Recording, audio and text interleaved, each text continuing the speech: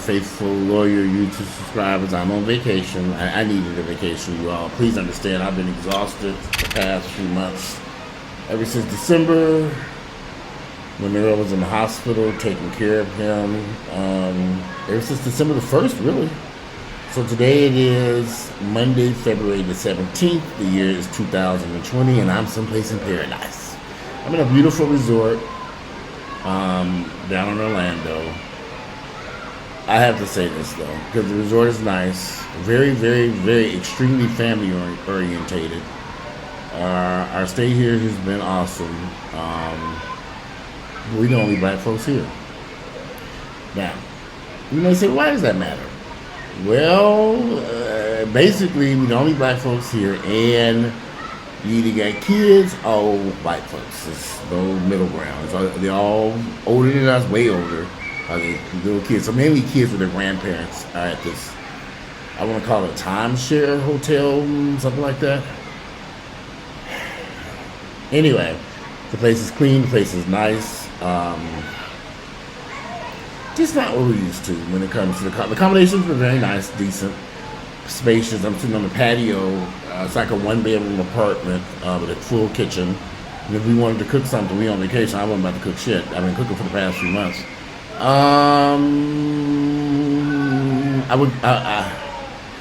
We both were discussing we used to be at the pool. There's music, there's entertainment. There's a lot going on here. There's nothing going on. But the weather warmed up really nice today. The pool was nice. I did get in the pool a couple times the past few days. Just not for us. Especially with lack of black. I mean, there's no color here at all. That probably shouldn't matter. But when you're dealing with age and you're dealing with a lot, we're 50. I'll be 50 in a few weeks. These people are much older or very young. A lot of families, a lot of children, running every damn way. I'm like, okay, there's kids all over this damn place. If you listen, you can hear the children in the pool because our room overlooks the pool. It's in my background might be kind of loud. All the kids yelling and screaming and doing whatever kids do. Very clean, beautiful resort, palm trees, sunny, right near the amusement parks. Originally, when we scheduled this, we were supposed to have went to the amusement parks, but because Earl is really just getting back mobile, he's walking with a cane and 2 canes. He's walking something, but his energy levels are still not back to normal. So we canceled the amusement parks, and we just decided just to chill at the hotel, and I have enjoyed it. I've enjoyed laying here sleeping, watching TV. Finally, y'all just don't want to feel like I can finally sleep in instead of jumping out the bed at 6 o'clock in the morning every day for the past few months.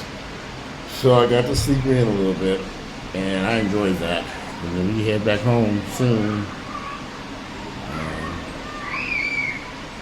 So that's where I've been. If you've been wondering where I was at, it's just trying to. The move wore me out. I had to move in with Earl. Help him get himself situated. That was exhausting. Moving all that stuff out the unit into storage. Just it's been exhausting. Let me just take that.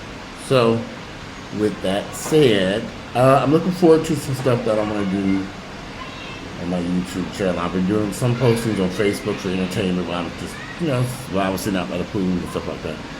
So, I'm going to get back to work on my Nickerville series. A lot going on in Nickerville. It's a hell of a lot going on in Nickerville. But I did want to state this, because sometimes I get accused by people being very negative about black Americans. I'm a black man. I'm very proud of who I am. On top of that, I'm a black gay man who's even more proud of who I am. So, to say that I only say negative things about black folks, that would be false. But I do point out, my whole purpose is to do, I guess, constructive criticism about a lot of shit I see going on in my family and friends, and there's just a lot of stuff, relationships. It's hard out here for a pimp. It's hard out here for black folks in America. It's just difficult. So I'm not going to sit here and do an Oprah Winfrey and just paint this picture of everything just hunky-dory, and I'm over here baking cookies and everything's great and life is good. That would be a motherfucking lie. Life is difficult for many African Americans, black Americans, or whatever we call this flavor of the month. But We have to keep living and thriving. We have to understand there are issues in our communities, admit they exist, confront these issues, deal with them like intelligent people, and try to correct it and move on. But to ignore this stuff, I can't do it though. I've done it for years. Black folks have been silent for years and years and years about all kinds of stuff. And now we have an opportunity to discuss our issues. We want to attack and silence each other still. We still want to say, you're not supposed to say this. I love it. I hate when people say these certain things shouldn't be discussed publicly. Why the hell are we going to discuss this shit now? Back, when this is, and we shouldn't air our problems among white folks. Trust me, white folks ain't thinking about our ass. I just stayed there full of white folks. They ain't even look at us. They glance and get right on going. They wouldn't think about us. They had their own issues where kids running around. Yeah, telling kids to sit down. And they wouldn't think about us. We were just I'm sure they kind of look and then they get right on back to reading their books and going on about their life. Interesting. Here at the resort, they have a book cart, and they had all these copies of Michelle Obama's book on the book cart. So I looked and said, wow, there's a lot of copies of that. And after I looked down and kept going, as I was looking around the resort, there were a lot of people poolside reading her book, because they had it on the book cart. There were a lot of copies of it. They were reading. All these white folks reading about Michelle Obama. I mean, I thought that was very interesting, that so many white people would be intrigued with her life. But they were reading that book. There was a whole lot of copies. I don't know if Michelle had them books delivered down here or what, but they were reading those books on Michelle Obama's life. I have that book at my house. I haven't read it yet. I'm sorry, I haven't read it. But I did buy it, but I just haven't had a chance to read it yet. It's sitting next to my nightstand with a couple other books I want to read. One day I will get to that. The crazy part is I purchased that book a while ago to take it out. I was going to take it on that last cruise we went on. I know that book's been out for a minute, but I forgot to pack it in my luggage on that last cruise that we went on when Earl came back sick. Earl is doing much better. I think we both needed this vacation just to get away from Atlanta, because he was been in rehab and in the hospital. To see his face, he light up with joy when we finally got here. He says, he told me, he said, I didn't think I'd ever make it home. Yeah, at some point, Earl really felt that he was not going to be out the hospital. And so, when he was released, he was scared that day. I was like, what's wrong with you? He was like, am I really going home? I'm like, yeah, you're going home. So, we were like little kids here, just having some fun. But unfortunately, we got to get back to the real world, because he's got to get back to rehab, and I need to take care of Atlanta, so we're heading back home. Just a brief little vacation on his journey back to getting back to normal. So he's got some more work to do. He's got a little bit more work to do, and it is what it is. It could have been much worse. But it's good to see him walking. Slowly, but he's walking. Ain't no rush. I said, ain't no sense rushing. So he is walking. That's a good thing. With the help of a cane, and we brought the walker too, so he didn't need the walker. He used the walker here in the I don't know why he's so embarrassed about the damn walker. I'm like, shouldn't people, if you use the walker and don't worry about it, it's going to keep you stable and make sure you don't fall and hurt yourself again. But he don't like the walker. Out in public settings, he just prefers the cane. They gave him these 2 canes so he can use, but he only takes stuff. It is what it is. I use my walker proudly. Hey. There's a lot of white folks out here using walkers.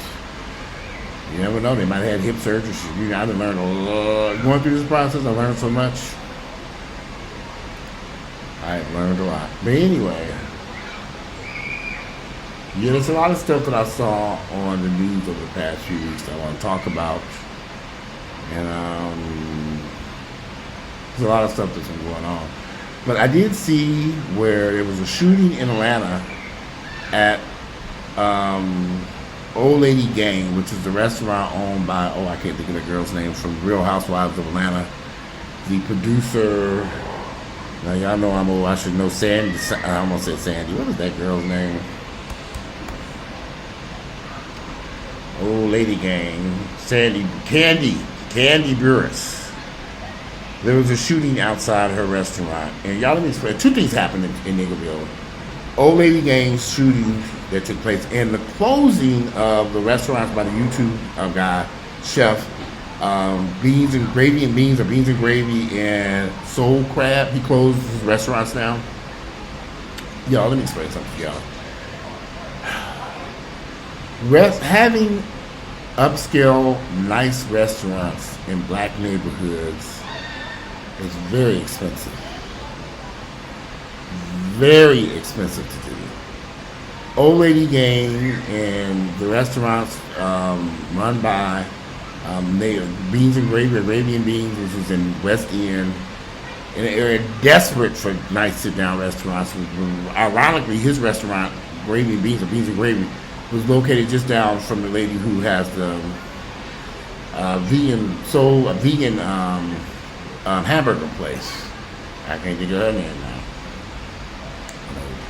But they're trying to bring those restaurants. A lot of people were critical of him, but y'all have to understand, running a high-end, or potentially high-end, or middle-of-the-road restaurant in black neighborhoods is expensive. Food is expensive. The space to build out, everything's high. And when you have incidents like a shooting outside of a restaurant, because I understand that East Point, that Old Lady Gang in East Point was very popular. I've not been there. I've been to the one in Castleberry Hill. I prefer that one because it's close to my home. And I've been to Beans and Gravy, but the thing of it is, we need these restaurants. Gotta have them in order for these neighborhoods to stay alive. We shouldn't have to drive 10,000 miles away to Buckhead or wherever, Kennesaw, Cobb County, just to sit down and have a nice, delicious meal. So I can't knock him. He ran that restaurant for a couple of years in the West End. Beans and Greens and Gravy, or Gravy and Beans. Let me Google it. I can't remember it now. I think it's called Greens and Gravy. It was a beautiful restaurant. I went there for dinner. And Greens and Gravy restaurant is closed now, but it was located on Ralph David Abernathy down in the hood. It was a very nice restaurant. I enjoyed it. And you had to make reservations. It was a sit-down restaurant. It was nice. I enjoyed it. But those restaurants are really complicated to make work in black neighborhoods.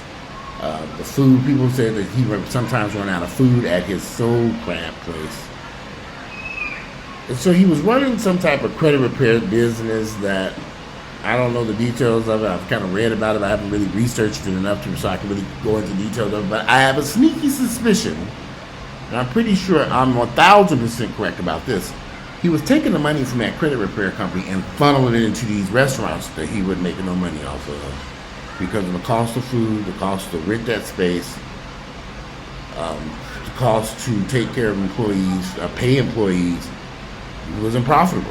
So he was taking that money from that credit repair and funneling it into these restaurants that he has now closed.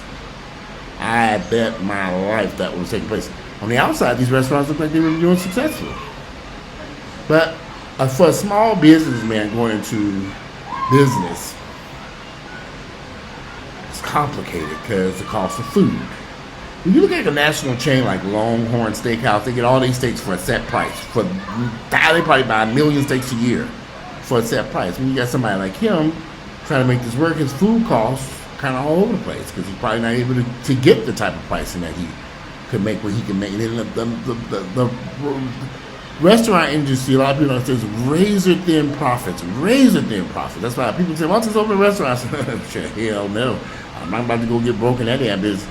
Now, in his case, he had good food. He should have focused on carry-out.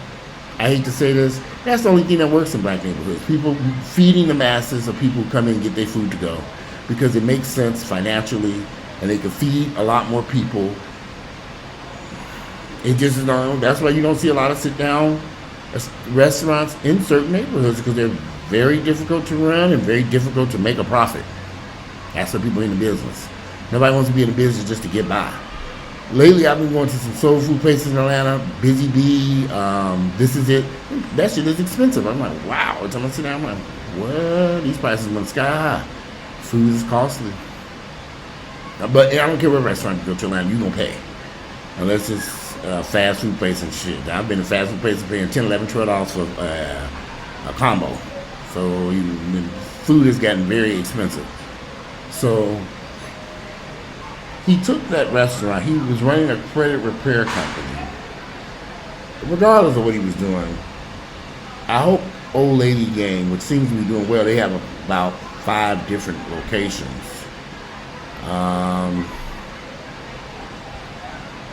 I hope that she does that shooting incident outside her East Point restaurant does not affect doesn't affect her in any way. So it just makes you wonder. I hope Old Lady Gang's restaurant continues to do well. Every time I'm going, there's a crowd of people. You can't get in there. I don't care. I went on Tuesday and just said we don't have much reservation. There's nothing left. I'm like, wow. So I was like, well, I was happy for them because I like to see us have success.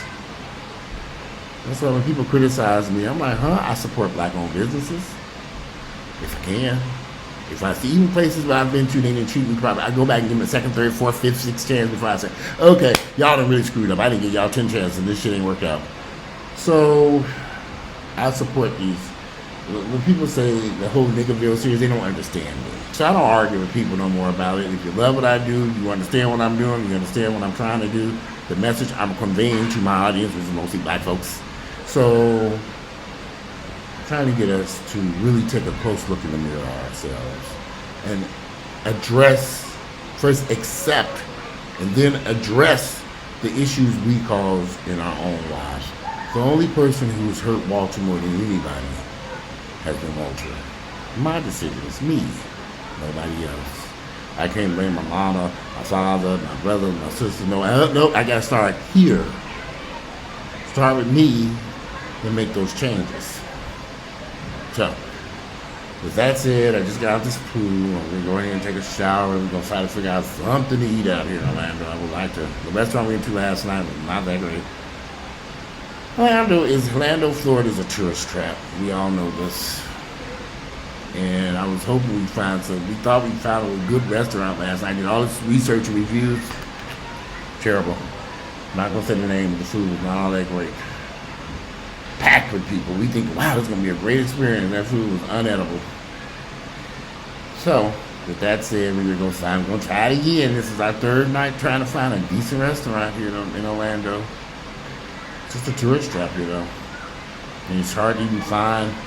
If you don't know nobody who lives, you can make a recommendation. Because I have a friend I'm about to hit him up now and ask him, what do you recommend? Because we really want to have a nice, decent meal before we head back to Atlanta.